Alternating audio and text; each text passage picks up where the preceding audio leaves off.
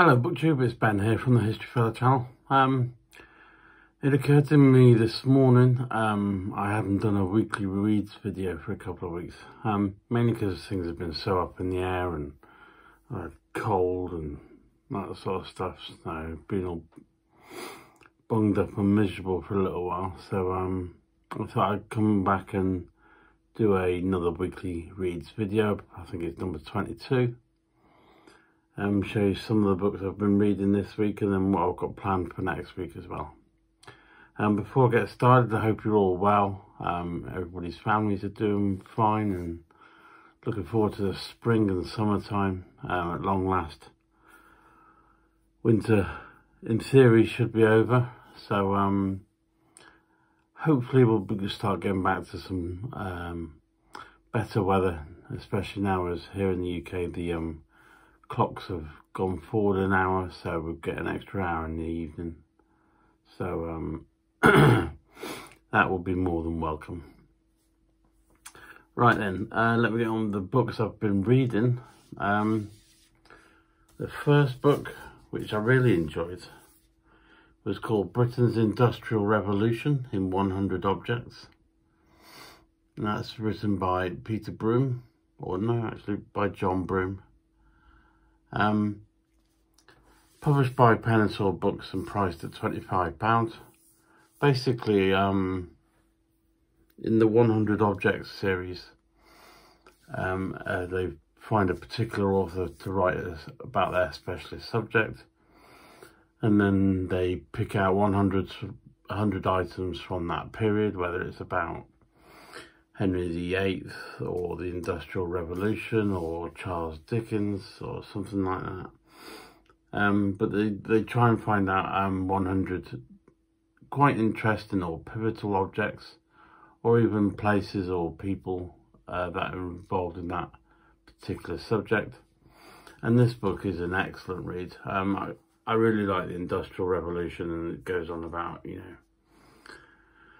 things like the red flag, various pictures, the loom, the change in workforce, tickets, posters that were pivotal in that period, items of equipment that sort of the Industrial Revolution really pivoted from. And it's just a fantastic read, and if you like the particular subject of the book, then you usually like this is a book about the whole objects, because it kind of takes you a bit in depth and you learn quite a bit more, and that kind of advances your reading on the subject. But yeah, it was this was a really good book, and I'd highly recommend it if you like sort of 19th century Britain and how it changed, where kind of the workforce moved from agriculture into the cities. This is certainly you're gonna enjoy this. So that's Britain's Industrial Revolution in 100 Objects, written by John Broome, published by Pen and Sword Books, and priced at £25. I shall leave a link to all these books below the video. Feel free, if you want to leave a comment, follow the link and all that sort of thing. If you have any comments, I'm more than happy to read them. I'll happily reply to everybody's comments as well. I enjoy all comments. Right, the next book is on a slightly different subject, as kind of on true crime. This one's called The Plot of Shame, written by Paul Johnson. It's called The Plot of Shame, US Military Executions in Europe during World War II. And it's called The Plot of Shame because there's a specific plot. You know, when you see the, over in Europe, the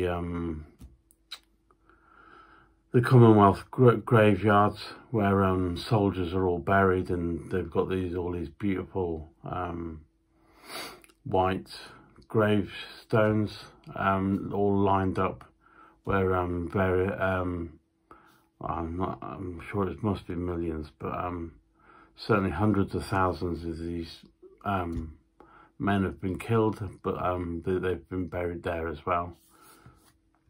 And this particular plot is one specific plot that's kind of not really it is kind of looked after, but it's where they've put specifically these men that have been convicted and then executed for the various crimes they've committed, and all these people are in one sort of plot that's kind of sectioned off away from obviously all the men that have died in war.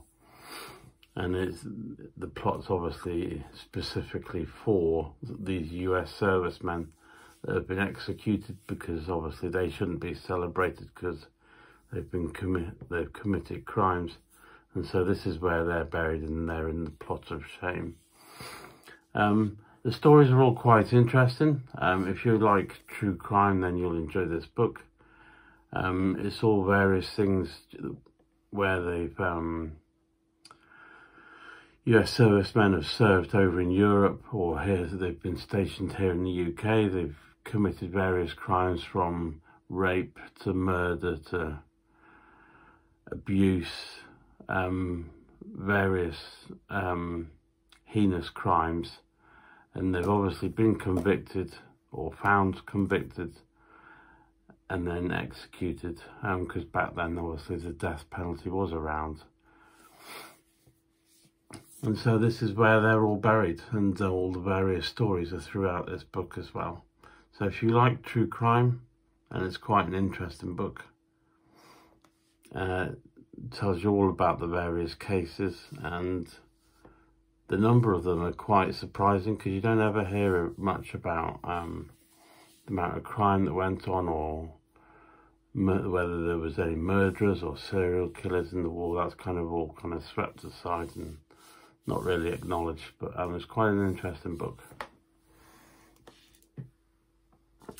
And the third one I've been reading is this one. It's called Bomber Command, Churchill's Greatest Triumph, written by Roddy Mackenzie, published by Pen and Sword Books again, and priced at £25.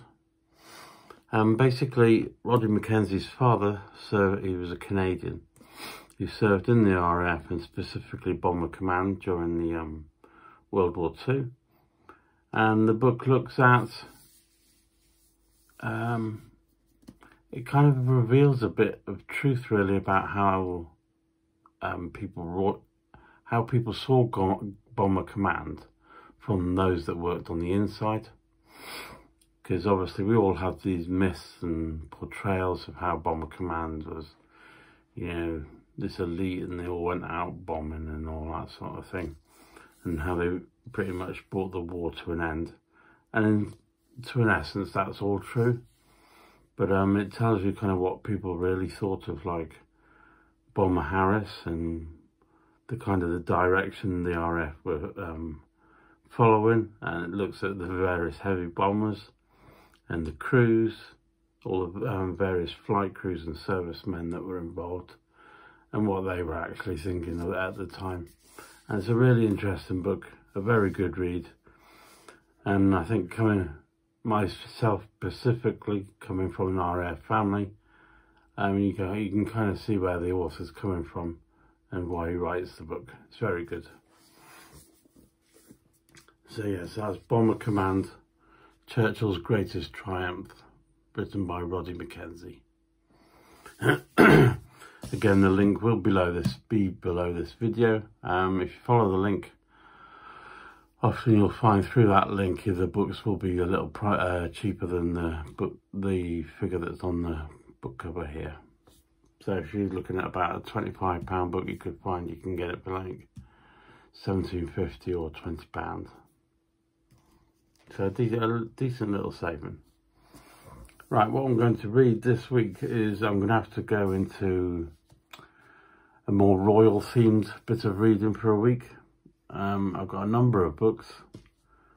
I've picked out two that I'm going to get started with, but I've also got there's one on the Woodville women,